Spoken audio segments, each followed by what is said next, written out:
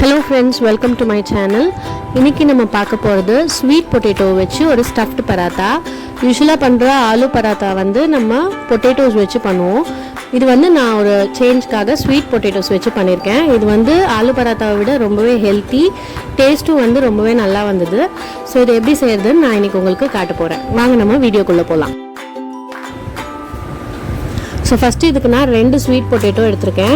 இதில் வந்து எனக்கு ஒரு 10 பராத்தா கிடச்சிது. ஸோ உங்களுக்கு எக்ஸ்ட்ரா வேணும்னா நீங்கள் எக்ஸ்ட்ரா எடுத்துக்கோங்க.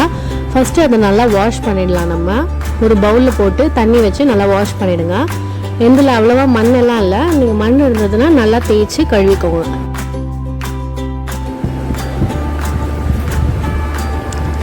இப்போ அதை வந்து ஒரு குக்கரில் போட்டு நம்ம பாயில் பண்ணிடலாம்.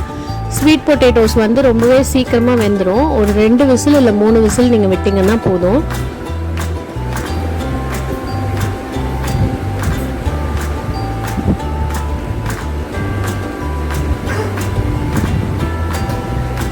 சக்கரவள்ளி கிழங்கு வேகிறதுக்குள்ளே நம்ம மாவு பிசைஞ்சிடலாம். கோதுமை மாவு எடுத்திருக்கேன். இப்போ அதில் தேவையான அளவு உப்பு ஆட் பண்ணிக்கலாம், தூள் உப்பு.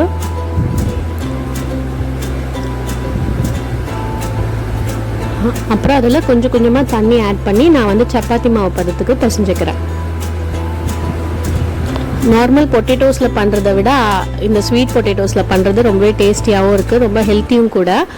இதில் வந்து அதை விட நிறைய ஃபைபர் இருக்குது. நார்மல் பொட்டேட்டோவில் இருக்கிறத விட ஃபைபர் ரொம்ப அதிகமாக இருக்குது. ஆன்டிஆக்சிடென்ட்ஸ் நிறைய இருக்குது. அண்ட் வைட்டமின் ஏவும் அதை விட இதில் ரொம்பவே அதிகமாக இருக்குது. ஒரு டிஃப்ரெண்ட்டாகவும் இருக்கும். நீங்கள் கண்டிப்பாக நெக்ஸ்ட் டைம் ஸ்வீட் பொட்டேட்டோ வாங்கினீங்கன்னா ட்ரை பண்ணி பாருங்கள். இப்போ மாவு நமக்கு ஒன்றா வந்துடுச்சு. இப்போ இதில் ஒரு டேபிள் ஸ்பூன் எண்ணெய் ஆட் பண்ணி நம்ம இன்னும் கொஞ்சம் அதை நல்லா பிசைஞ்சிக்கலாம்.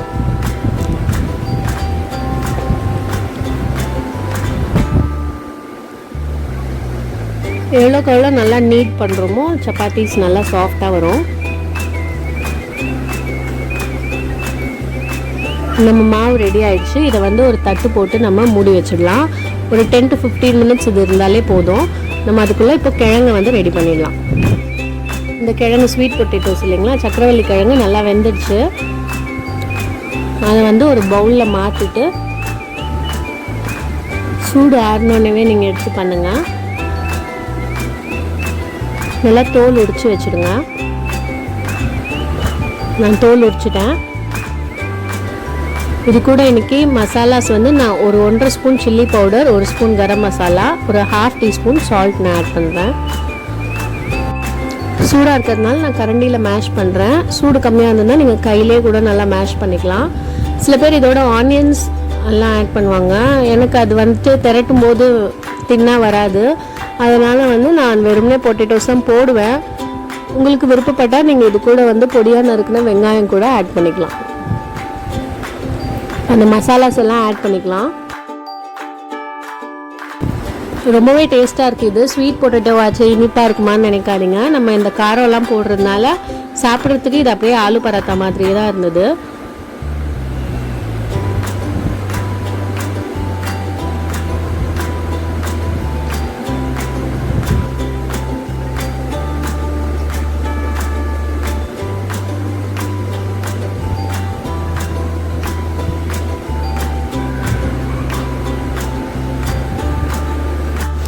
ஸோ இப்போ நம்மளோட ஃபில்லிங் ரெடி ஆகிடுச்சு. கையில் கொஞ்சமாக ஆயில் தடவிட்டு இதை வந்து நம்ம குட்டி குட்டி பால்ஸாக உருட்டி வச்சுக்கலாம்.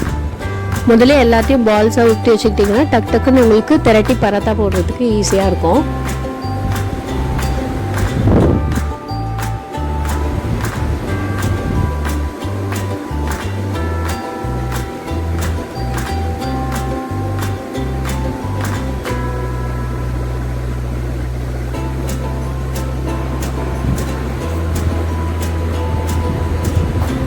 உங்களுக்கு அப்படி இந்த மாதிரி காரமாக செய்ய வேண்டாம், ஸ்வீட் மாதிரி செய்யணும்னா இதே கிழங்கோட நீங்கள் கொஞ்சம் வெல்லம் கூட ஆட் பண்ணி இதே மாதிரி உருட்டி வச்சுட்டு பராத்தா போட்டிங்கன்னா அது வந்து ஆல்மோஸ்ட் போலி மாதிரி இருக்கும், ஸ்வீட் போலி மாதிரி. அது கூட டேஸ்ட் ரொம்பவே நல்லாயிருக்கும்.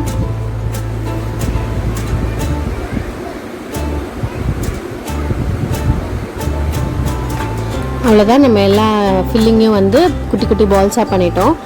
இப்போ நம்ம நெக்ஸ்ட்டு வந்து அந்த சப்பாத்தி மாவையும் குட்டி குட்டி பால்ஸாக உருட்டி வச்சுக்கலாம். ஃபஸ்ட்டே இதை பண்ணி வச்சுட்டிங்கன்னா உங்களுக்கு டக்குன்னு ஃபில்லிங்கை உள்ளே வச்சு பராத்தா திரட்டி போடுறதுக்கு ஈஸியாக இருக்கும். ஸோ யூஸ்வலாக நம்ம சப்பாத்தி மாவுக்கு போடுற சைஸை விட கொஞ்சம் பெருசாக எடுத்துக்கோங்க. ஏன்னா அப்போ தான் ஃபில்லிங் உள்ளே வச்சு நம்ம க்ளோஸ் பண்ணி பண்ணோம் இல்லையா. அதனால் யூஸ்வலாக போடுற சைஸை விட கொஞ்சம் எக்ஸ்ட்ரா மாவு எடுத்து அதையும் குட்டி குட்டி பால்ஸாக உருட்டி வச்சுக்கோங்க.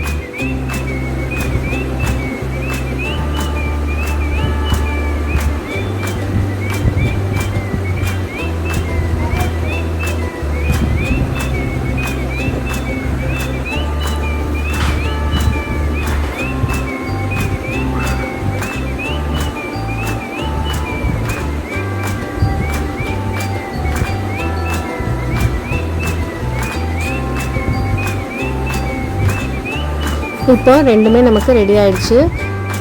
எனக்கு வந்து சப்பாத்திஸ் ஆக்சுவலாக எக்ஸ்ட்ராவாக இருக்குது ஃபில்லிங்கை விட. அதை வந்து நம்ம நார்மல் சப்பாத்தியாக போட்டுக்கலாம். ஸோ இப்போ ஃபஸ்ட்டு ஒரு பால் எடுத்துகிட்டு அதை நான் வந்து இப்படி கை வச்சு அமுத்தி ஸ்ப்ரெட் பண்ணிக்கிறேன். கொஞ்சம் பெருசாக இருக்க மாதிரி, சென்டரில் கொஞ்சம் திக்காகவும் கார்னரில் தின்னாக இருக்க மாதிரியும் பண்ணிக்கிட்டிங்கன்னா அப்புறமா திரட்டும் போது கரெக்டாக இருக்கும். இப்போ அதை வந்து ஒன்றா ஹோல்ட் பண்ணி மூடிடலாம். இப்போ இதை அப்படியே திரட்டக்கூடாது, ஃபஸ்ட்டு கொஞ்சம் ஃப்ளாட்டன் பண்ணிக்கோங்க கையிலேயே.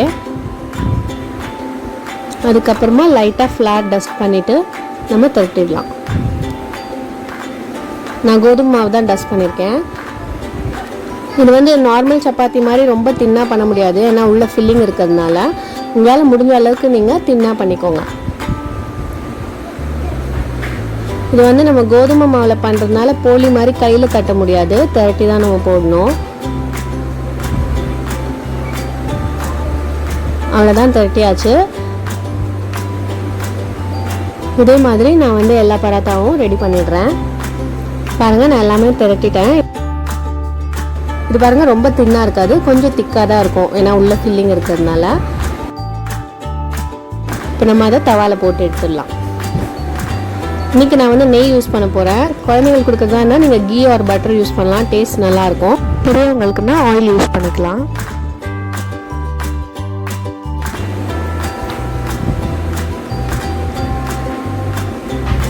ஸோ மீடியம் ஹீட்டில் வச்சுக்கோங்க, ரொம்ப ஹை வேண்டாம். இது ரொம்பவே டேஸ்டியாக இருக்கும், கண்டிப்பாக ட்ரை பண்ணி பாருங்கள். இப்போ ஆனியன்ஸ்லாம் போட்டால் இந்தளவுக்கு நமக்கு திரட்டுறது ஈஸியாக வராது, கொஞ்சம் அது நடுவில் இருந்ததுன்னா ஸ்டக் ஆகும்.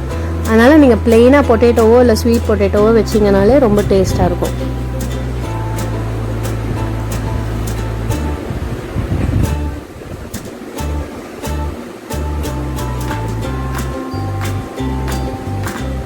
இதுக்கு சைட் டிஷ் எல்லாம் எதுவும் தேவையில்லை, இதுலேயே வந்து ஸ்பைஸியாக இருக்கிறதுனால நீங்கள் அப்படியே சாப்பிடலாம். இல்லைனா கொஞ்சம் கெச்சப் கூட நீங்கள் வச்சு சாப்பிட்லாம், டொமேட்டோ கெச்சப் வச்சுக்கலாம், இல்லை ரைத்தா கூட வச்சு சாப்பிட்லாம்.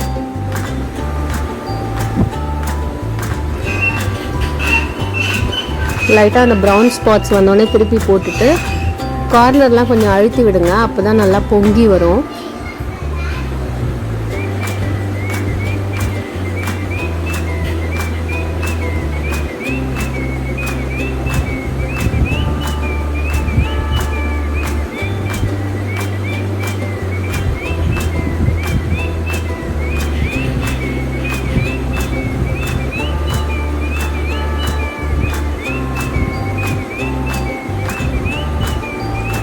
இப்போ ஒரு 1/2 டீஸ்பூன் நெய் நம்ம ஆட் பண்ணிக்கலாம் மேலே.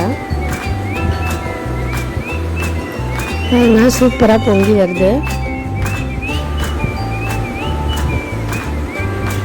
ரொம்ப நல்லாயிருக்கும். இது ரொம்பவே ஹெல்த்தியும் கூட. இன்னொரு 1/2 டீஸ்பூன் நெய் இந்த சைடு ஆட் பண்ணிவிட்டு நம்ம எடுத்துடலாம். ரெடி ஆகிடுச்சு நம்மளோட ஸ்வீட் பொட்டேட்டோ ஸ்டஃப்ட் பராத்தா. இந்த ரெசிபி உங்களுக்கு கண்டிப்பாக பிடிச்சிருக்கும்னு நினைக்கிறேன். கண்டிப்பாக நீங்கள் ட்ரை பண்ணி பார்த்துட்டு உங்கள் ஃபீட்பேக்கை கமெண்ட்ஸில் சொல்லுங்கள். எவ்வளோ சாஃப்டாக இருக்குது பாருங்கள், ரொம்பவே சாஃப்டாக இருக்கும், ரொம்ப டேஸ்டியாக இருக்கும். இந்த வீடியோ பிடிச்சிருந்தா கண்டிப்பாக நீங்கள் வந்து எங்கள் சேனலுக்கு சப்ஸ்கிரைப் பண்ணுங்கள். பாய்.